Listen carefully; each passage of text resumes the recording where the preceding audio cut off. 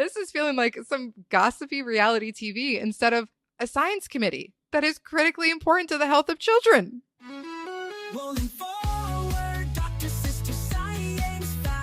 Welcome to the Rolling Forward podcast. I'm Dr. Stephanie Rowland. I'm Dr. Alicia Rowland. And we're both clinicians who do research. I'm a psychiatrist. And I'm a pediatrician. In our last episode, we talked about how HHS Secretary Robert F. Kennedy Jr. fired all the members of ACIP, the Advisory Council on Immunization Practices, and brought in new voices. And we go into some detail about who those voices are, what their backgrounds and qualifications are. This episode, we're going to tell you what actually happened at that first ACIP meeting, which just finished today. If you haven't listened to our last episode, I really recommend it because it gets into some of the details about what the ACIP committee is and how their decisions impact access to vaccines. But essentially, they are a committee that gives recommendations to the CDC that help build the vaccine schedule in America. And part of how they do this is through these meetings that they have a few times a year. Now, the ACIP has met during this administration. However, this is the first meeting since RFK Jr. fired everyone, and it's back with entirely new membership. And that's not the only controversy about this meeting. It's not. So, Alicia, let's start up with the mood leading up to this meeting. For a committee that probably has really never been in the media before, I feel like the ACIP has been blowing up for the past few weeks. It's been all over my news feed, and certainly I'm a person who reads health news. But even so, ACIP has never really been a thing before.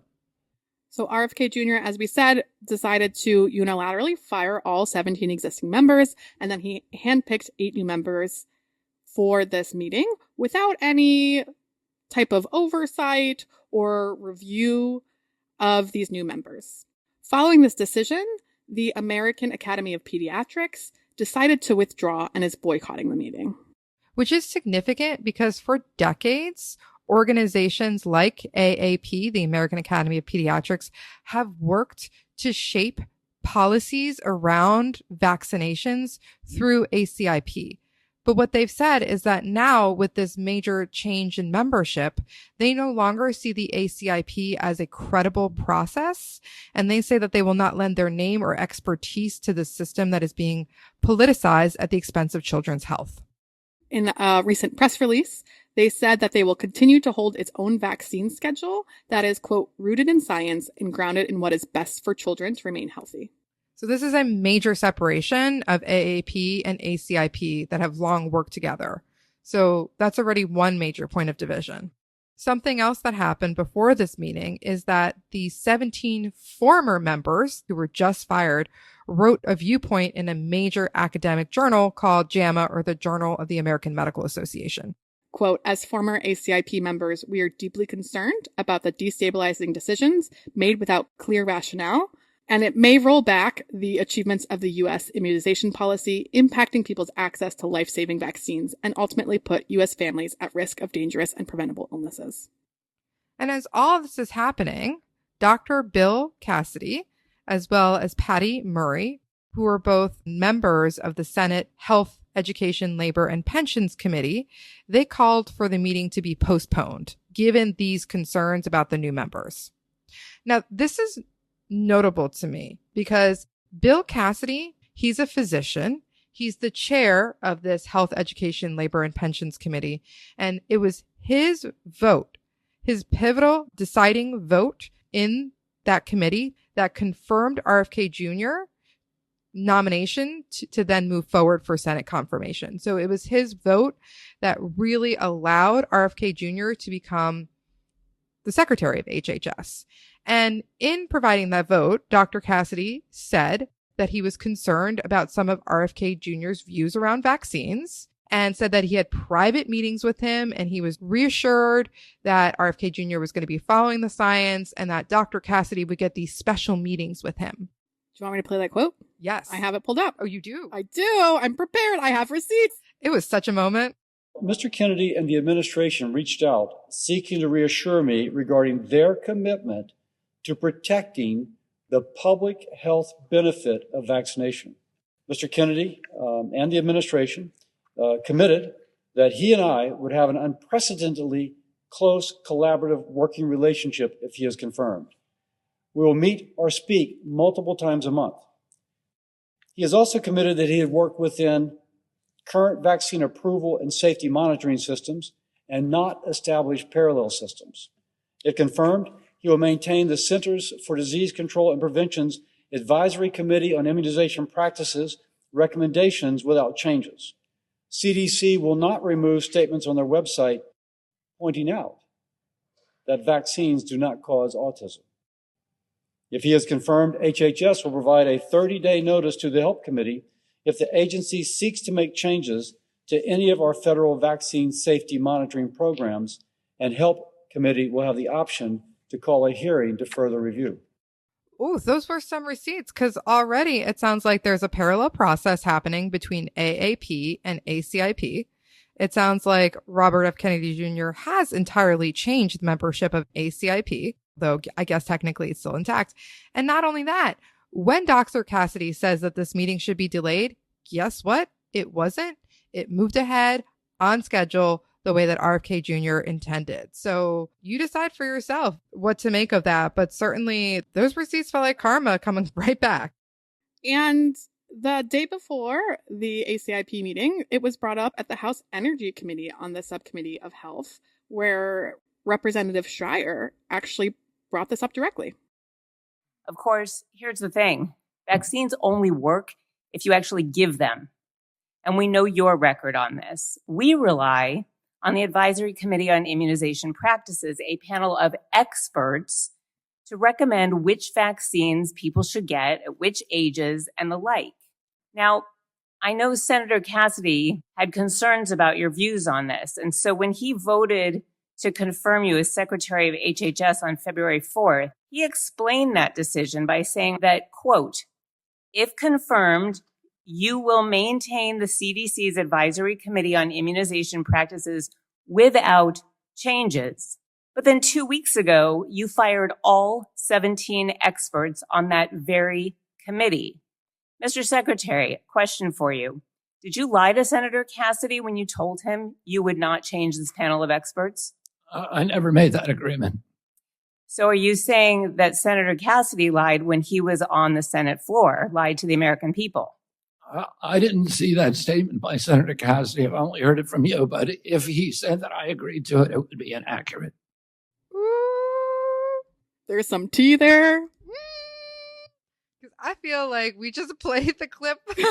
Like, you listen, you decide who's telling the truth, who's not. It's not doctored. You can see it directly on YouTube from Bill Cassidy's. And it's wild that this is the CDC. We're talking about the CDC group to recommend vaccines, not Love Island, right? Like, this isn't like Love Island, like he said that I said, but I said that he said. And then you see the camera go back and like replay what actually happened. But I heard the rumor the first time it came out of my mouth. Yeah, this is how like I'm feeling that this is going. This is feeling like some gossipy reality TV instead of a science committee that is critically important to the health of children. And yet, this is not the only controversies. Oh no, it continues. It continues. The day before the meeting, on June 24th, one of the new handpicked 8 members resigns. Wait, it's not even started and he quits. He quits. And according to a Health and Human Services spokesperson, he, quote, decided to withdraw from ACIP during the financial holdings review required of the members before they can start to work on the committee. But it seems like he had some financial disclosures that he didn't want to make, and so said goodbye. Wasn't this supposed to be the group that didn't have a conflicts of interest? Oh, one of the members had to report a conflict of interest every time they voted. Ooh, spoiler. Juicier. On top of all of that, at the same time as the meeting was started, RFK Jr. announced that he was removing all funding from Gavi, the Global Vaccine Alliance. It's a global public-private partnership. It helps vaccinate children in the world's poorest countries. And RFK Jr. cited concerns over Gavi, quote, ignoring science and mishandling vaccine safety. The U.S. previously provided about $300 million annually, which is, just over 10% of Gavi's total budget.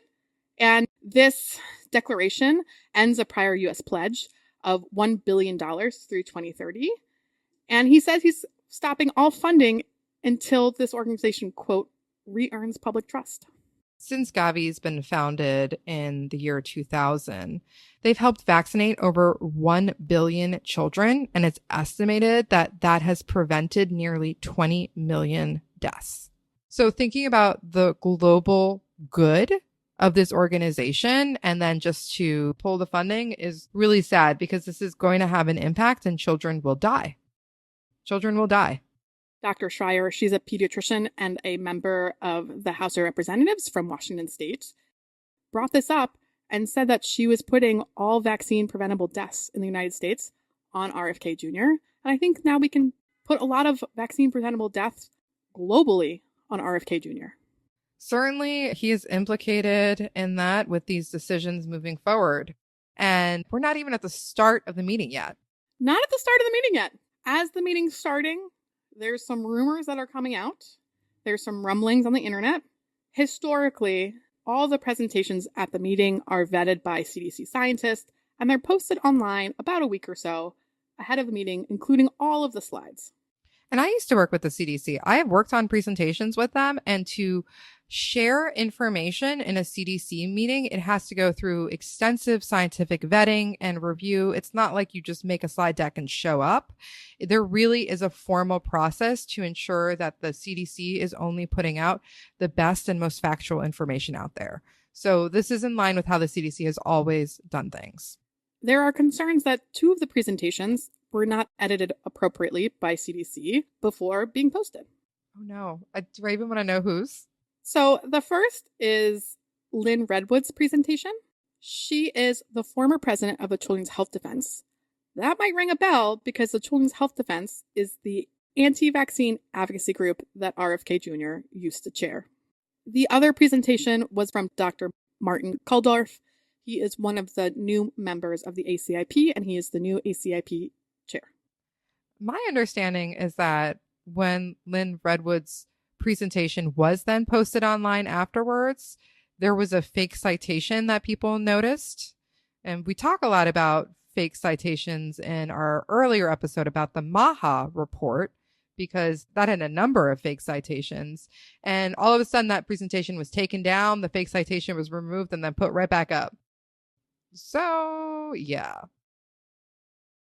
Concerns. So all this happened before the meeting started. We're starting on a great foot. I feel like we need that Love Island theme music. You know, between episodes, they have the catching you up on all the drama, what happened while you were away, and then you go right into the drama again. Now we're going to dive right back into the drama of the actual meeting itself. So it started with technical issues. No. It started with technical issues. It started with Zoom issues. There were some people on mute. It was like every single Zoom meeting you've ever been to. It just sounds like amateur hour. It did not feel great. Oh. And then all the new members introduced themselves briefly, and then the new chair, Dr. Martin Kulldorff, gave kind of a brief summary of some of the changes that he was making. He started off kind of really setting the tone for the meeting, saying things like, vaccines are not all good or all bad, and that he, quotes, wants to hear both the majority and minority views. This idea that you have to give equal light to both sides of an issue, even when one side is not factually accurate, is something that has come up a lot in journalism, but we're at a scientific meeting. Do we give equal time? Do we give any time to things that have been disproven, that are not scientifically accurate? Like, to start the meeting on that gave me the ick. And then he moved forward by announcing 2 new work groups. The first is going to focus on the current vaccine schedule, which he said we needed to review because, quote, the number of vaccines that our children and adolescents receive today exceed what children in most other developed nations receive and what most of us in the room received when we were children. This gets again to this idea that they just think there's too many. The number is too high, too many. He specifically labels that this group is going to talk about cumulative effect, which is something that all meeting he keeps bringing up. The cumulative effect of vaccines, the interactions between vaccines, the total number, the cumulative amounts of ingredients, the relative timing. And he just keeps saying that children are getting too many vaccines. There's too many, too many, too many, and that this is bad for you because there are more antigen exposures. This is, in fact, false. In 1980, children under 2 received vaccines to protect against 7 diseases. These vaccines targeted 3,000 antigens, more or less. Currently, we protect against 15 diseases, and they target 150 antigens. It sounds like science is getting better and more specific. Like less likely to have a autoimmune response because we're targeting a lot less antigens. So yes, we have more vaccines because we have better science. So this idea that he keeps reiterating that we're getting too many vaccines and too much exposure, we're actually getting less exposure than we were when he got his vaccines. And then the second of these work groups is going to be focused on reviewing vaccines that haven't been reviewed for more than 7 years. And he was specifically thinking about the newborn hepatitis B vaccine, as well as our favorite vaccine, the MMR, measles, mumps, and rubella. The hatred for that vaccine just won't die. The hepatitis B vaccine and the MMR vaccines are the 2 vaccines that I think are most commonly talked about in anti-vax groups. There's this idea that the newborn hepatitis B vaccine is only needed in high-risk groups. Essentially, hepatitis B is a blood-borne illness that causes liver disease. And sometimes it's just a rapid liver disease that your body clears on its own. Other times it can stay and be a chronic disease that causes liver failure and can cause death. The younger you are when you get it, the more likely you are to develop that more dangerous version, that chronic version. So it's recommended that all children be vaccinated at birth to prevent hepatitis B. And the controversy has been that people say, oh, if this mom isn't high risk for hepatitis B, which is a blood-borne illness, then the child shouldn't need it. Dr. Kulldorff specifically brought up this idea of should we defer this vaccine from birth to 6 months? And that's something that's commonly brought up. I think what's really interesting is that the United States has been on a path to eliminate perinatal hepatitis B. We have been so successful at reducing neonatal hepatitis B that, in fact, in 2022, there were only 13 cases. So the vaccine is working? The vaccine is working. And the idea is that they just want to remove the birth dose and then push it to 6 months. And there are concerns about that because transmission from the mom to the baby is globally the most common way that hepatitis B is transmitted. And that also children can get hepatitis B in other ways. And so with a blood-borne illness, people are often thinking about sharing needles or sexual contact. But hepatitis B is this hardy virus. It survives on surfaces for 7 days with the virus still replicating. So even if you know that the mom does not have hepatitis B and that there's no risk of transmission at the time of birth, it's still possible that a child could be exposed in the first 6 months of their life to some environmental contaminant containing hepatitis B that would put them at risk. And so this birth dose prevents both the vertical transmission, any other type of transmission that could happen, as well as preventing chronic liver disease and cancer related to hepatitis B. You were telling me that there have been studies showing that hepatitis B has been found active on school lunch tables, on walls, on floors. It is thriving in our environment, and it can be found in all sorts of places. When I worked with the CDC, hepatitis B was one of the programs that we focused on. And I was stationed out in Alaska, and they had done studies before the hepatitis B vaccine was available, trying to understand how all these kids were getting hepatitis B. And they swabbed surfaces in a school, like the lunch tables, the ceilings, the walls. Hepatitis B was everywhere. Oh. I know. And now that's no longer the case, both because fewer people have hepatitis B since they're protected against it from this birth dose. And then because of that, there's less hepatitis B in the environment, and then you're less likely to get it.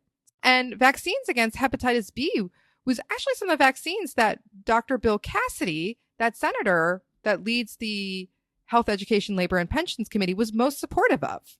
And so we're bringing up this idea that it needs to be re-reviewed. So that was the first 5 minutes of the meeting. Oh. And then the rest of the meeting was divided into these major blocks by specific vaccines, covering COVID-19 vaccines, RSV or respiratory syncytial virus, influenza virus, and then kind of a handful of other viruses. chikungunya, anthrax, and the MMRV, mumps, measles, rubella, and varicella. Let's get started. COVID? Let's get started with COVID. Let's do it. It was a very dense few hours that started with presentations on the epidemiology, the vaccine safety, the vaccine uptake, and all of these presentations were given by doctorate level CDC scientists. So some of these presentations focused on how hospitalization rates are highest in kids under 6 months, adults over 70, those who are most susceptible to severe COVID illness, the youngest and the oldest. So most of the kids who are hospitalized from COVID are kids under 2. And most of the kids who require ICU level care are unvaccinated.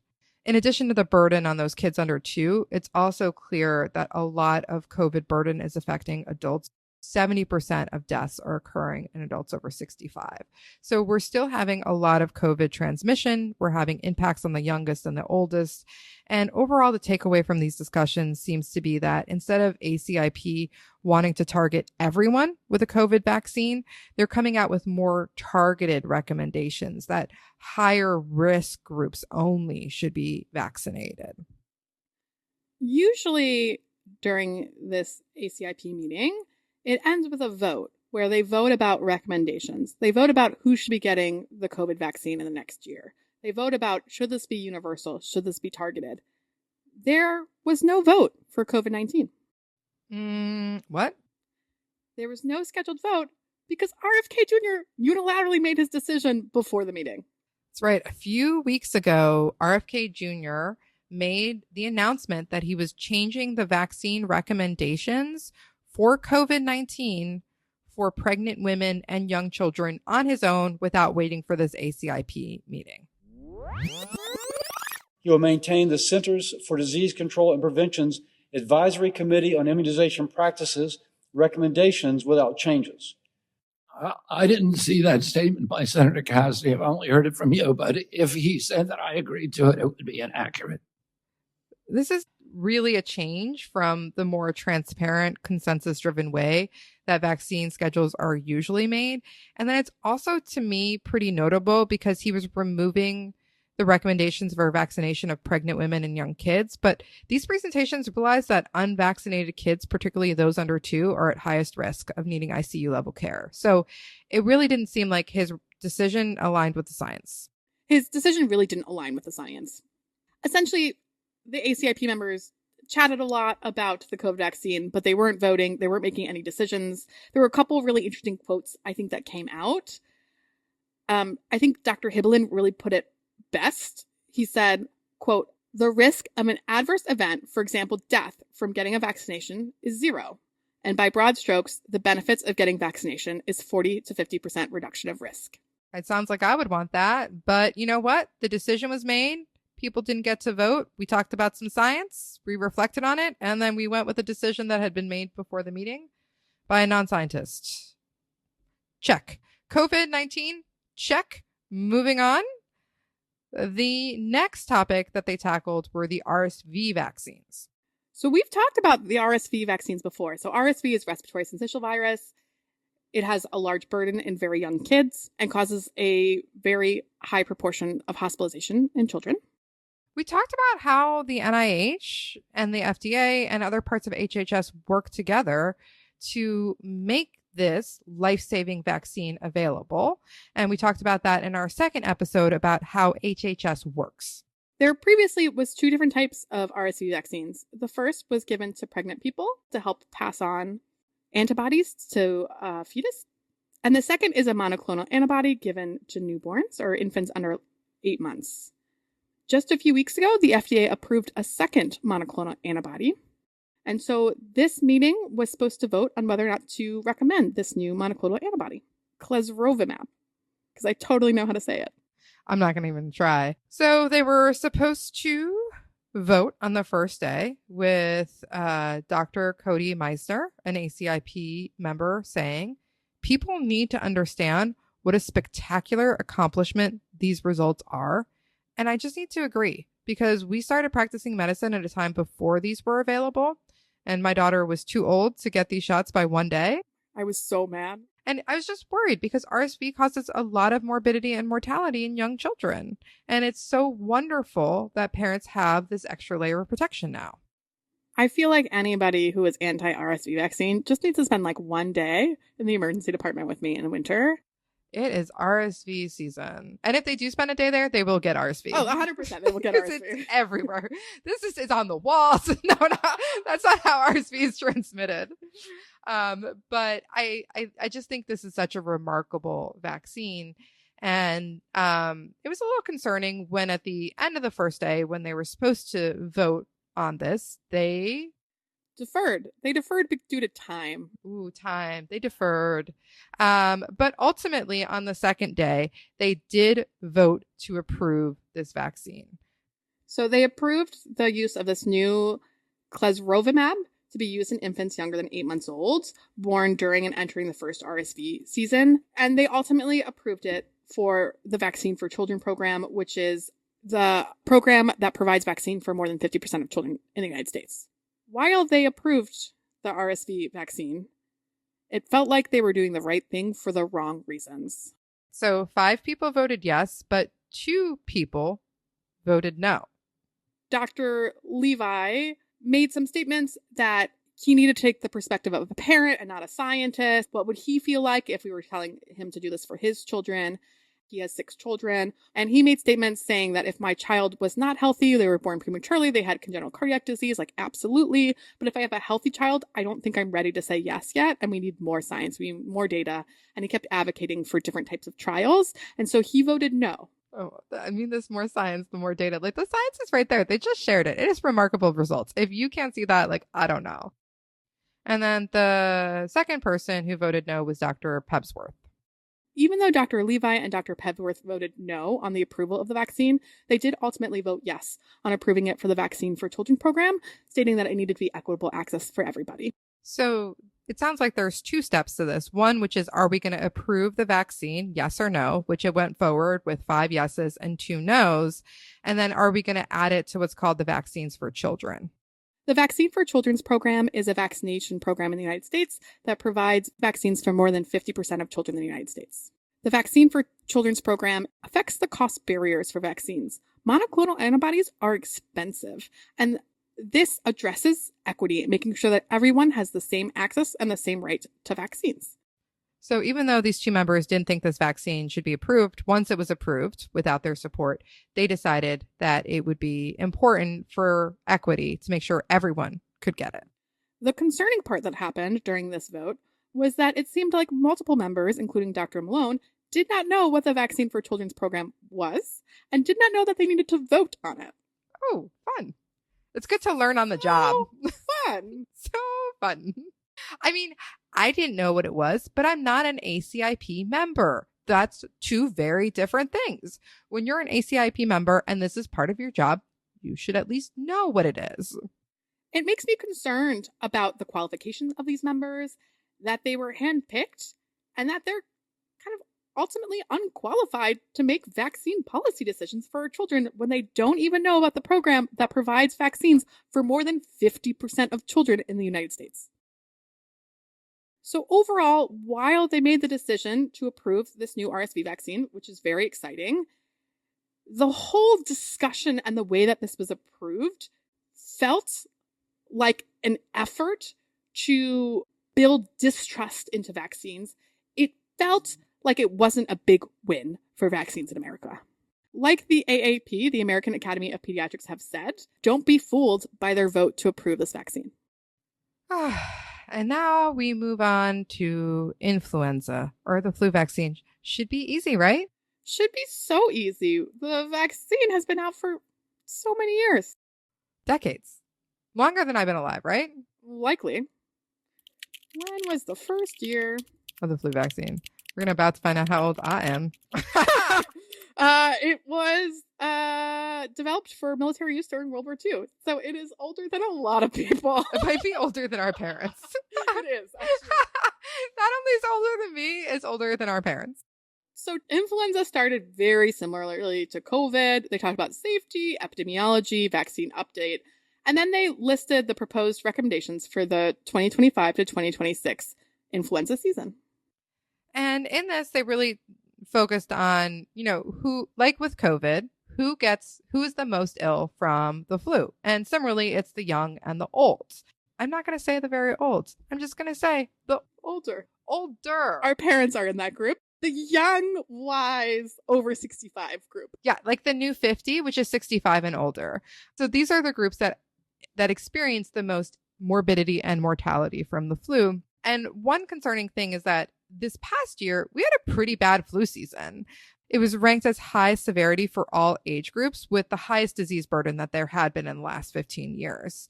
And across the country last year, 250 kids died of influenza. And about 90% of the kids who died from the flu were not fully vaccinated.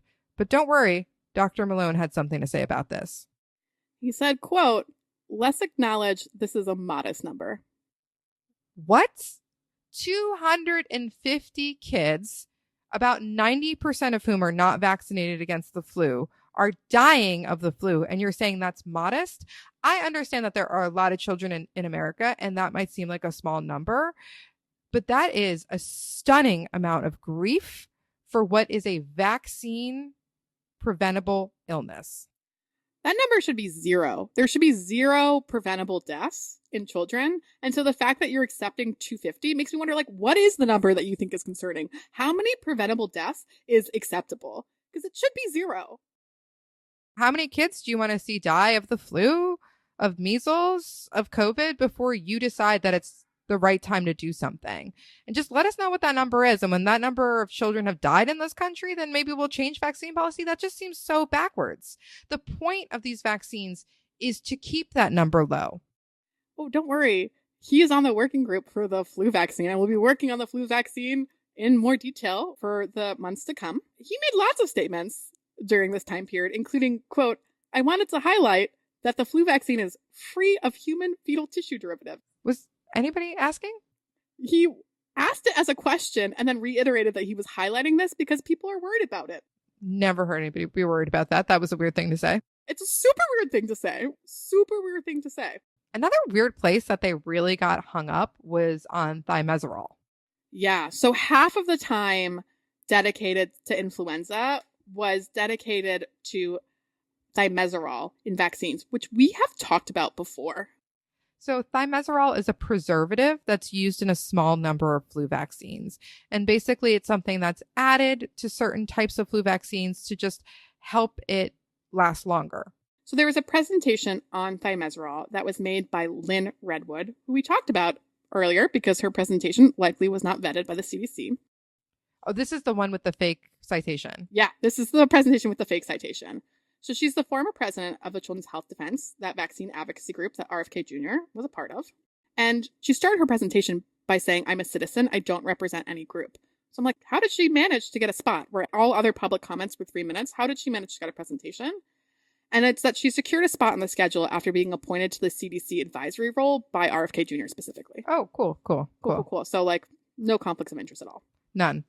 So she gave this presentation on thimerosal, and there's a lot of history about thimerosal, which we've talked about in the past. There was the hoax saying that thimerosal was part of what could cause this autism link. And we review that in detail in our vaccine autism hoax episode.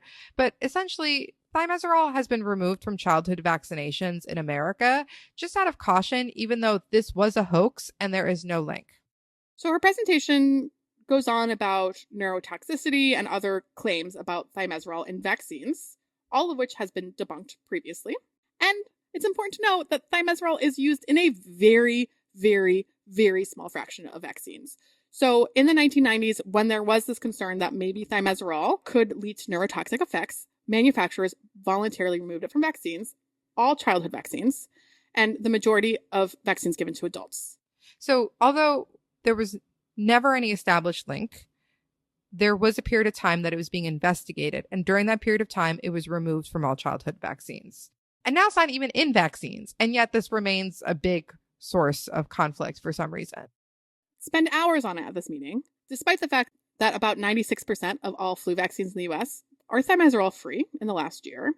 And the concern is really about pregnant women. Like if you don't know that you're pregnant and you get the flu vaccine And they calculated that in 2024, it was about 0.3% of pregnant women received vaccines with thimerosal. So we're talking about a very, very, very small percentage. My favorite quote of the whole meeting comes out of this. Dr. Meisner, the only ACIP member that had previously been on the ACIP, said, "I'm not sure how to respond to this presentation. This is an old issue that has been addressed in the past." He goes on to say, of all the issues the ACIP needs to focus on, this is not a big issue.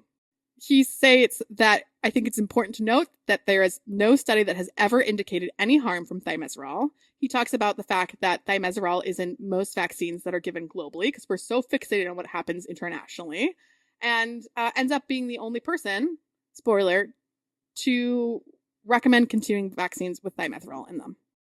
That's right, because the issue about thimerosal is not so much about America, since it's been removed from the vast majority of vaccines given in America, but it is still used as a preservative for vaccines that are distributed globally. So it's used in multi-dose influenza vaccines. So if you have a large bottle that has like 10 doses in it, that's when there's thimerosal in it. And that helps preserve it, and that helps people in more rural areas, in harder to reach areas, have access to a flu vaccine. So when they're debating this and ultimately, like Alicia says, vote to remove thimerosal from vaccines, that is going to affect the global distribution and availability of vaccines more than it's going to affect anything in the United States. And it's also worth noting that this is an FDA issue, a Food Drug Administration issue, not an ACIP issue. And yet they still do this. The FDA is the organization that approves what goes in. The ACIP is the organization that recommends whether or not to give vaccines and what the timing should be. They should not be deciding what's in a vaccine. And here we are. Here we are. They voted on the 26th about whether or not to approve annual flu shots and whether or not these flu shots should be thimerosal free. They voted for children, for pregnant women, and for adults separately. And for all three votes, it was voted that all flu vaccines should be thimerosal free. The votes were 5-1. Dr. Meisner was the one vote no. And fascinatingly, Dr. Pebsworth abstained. Interesting. But we just want to give a shout out to Dr. Mesner just for following the science. So congratulations. There's never been a single study showing any harm. And this is just going to affect equity. And I thought equity was something they really cared about. He actually brought up some amazing points. Shout out to him throughout the meeting, made some excellent points. And he made comments of the risk of thimerosal. There is none that we know of. The risk of not getting a flu vaccine is high. Why would we prevent someone from getting a flu vaccine for a non-existent risk of thimerosal? And 100%. Absolutely. Fascinatingly, Dr. Pebsworth abstained. And then later she commented she abstained because she thought all vaccines should be thimerosal free, but she didn't think that everyone needed a vaccine. And the way that it was worded was that recommending universal vaccinations that are thimerosal free. And so she wanted not universal vaccinations. She did not want to vote yes on vaccines. Okay. I don't know what to make of that, but it sounds like we don't have some conflict-free people. It sounds like we have some people who have pre-existing views. The next part of the meeting talked about vaccines for chikungunya and anthrax. They were discussed, but there was no votes scheduled. So we're going to skim over that because it was a long meeting, and we'll come back if and when there's a vote. And then we want to end by talking about the MMRV vaccine, which is the measles, mumps, rubella, and varicella or chickenpox vaccine. So there's two versions of this vaccine right now. There's the MMRV, which is a combined vaccine of all four of those viruses. And there is, before the chickenpox vaccine existed, it was MMR. And so you can give them separately. You can give the MMR vaccine and the varicella vaccine differently. When the MMRV was created, after it was approved, they noticed an increased risk of febrile seizures after the first dose of the MMRV vaccine. Febrile seizures are terrifying as a parent, but are also common and have no long-term morbidity or mortality for most kids. 1/3 of kids will have a febrile seizure in their lifetime, and then they often go on and never have any subsequent impact of that. It is not an increased risk of developing epilepsy in your lifetime, And they tend to be genetic. So if you had a febrile seizure as a kid, your children are more likely to have them. About a third of children have febrile seizures in the lifetime. About 50% of those go on to have another one. It is a really common childhood ailment. They're terrifying to see, but overall not dangerous. When this data came out, the ACIP met about it. There are some recommendations of like, should we recommend the MMR? Should we recommend the MMRV? And essentially they're currently like both recommended. Like any way that you can get vaccines is great. Just get it. Get the MMRV or get the MMR and separately get the V. Whatever. Do in whatever way you want. Get the vaccines, but they didn't make a specific recommendation on which one. They said either one. Dr. Kulldorff ended the meeting saying that he doesn't understand why the MMRV would be offered with this known risk of febrile seizures for children under 47 months, which have the highest risk of febrile seizures. And that at the next meeting, he wants to propose that only the MMR should be offered, not the MMRV. Cool. I mean, we're in the midst of this measles outbreak in America, which is mostly affecting people that are unvaccinated against measles. And then we're bringing up these fears around the measles vaccination that isn't related to the measles component at all. So it was pretty surprising that this popped up on the agenda because there's not any new data right now, but it's definitely setting the tone for what it sounds like they're going to do next. I also think it's interesting that it's coming from Dr. Kulldorff, who made multiple statements throughout the meeting about how he's concerned that there's too many vaccines. And so he wants to go from 1 vaccine to 2 vaccines, but he also thinks we currently have too many vaccines. So, like, what does that mean for the future of vaccines and how many does he want to cut? Yeah, I mean, if they're concerned about the number, this does seem like an odd thing where you're trying to increase the number. But, you know, I don't know how to read their minds. It doesn't really make any sense. Other things that were surprising about this meeting is that they were supposed to talk about the HPV vaccine and the pneumonia vaccines, and they were dropped from the schedule. So that's TBD. That'll come up some other time, I'm sure. But overall, the tone of this meeting, you know, on the one hand, vaccines were approved. They approved the annual flu shot with some asterisks. With an asterisk. The COVID decision was already made.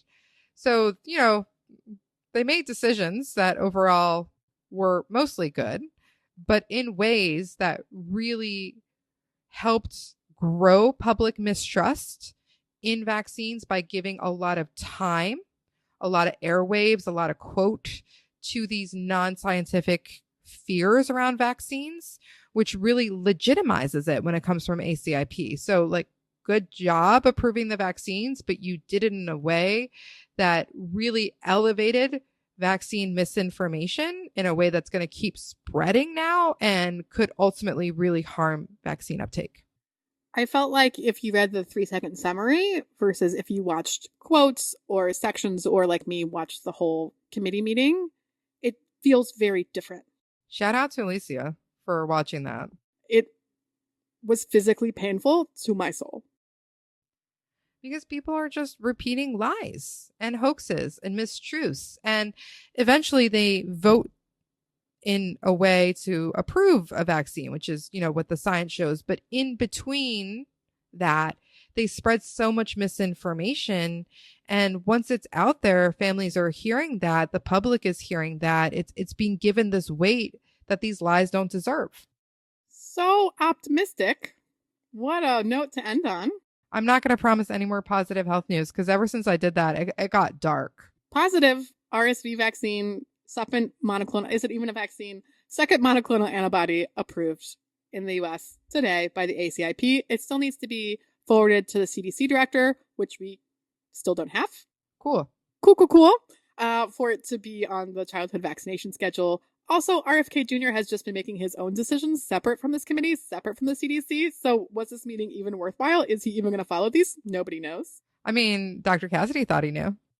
Oh, I'm sorry. I think RFK Jr. called Dr. Cassidy a liar. Ooh, all right.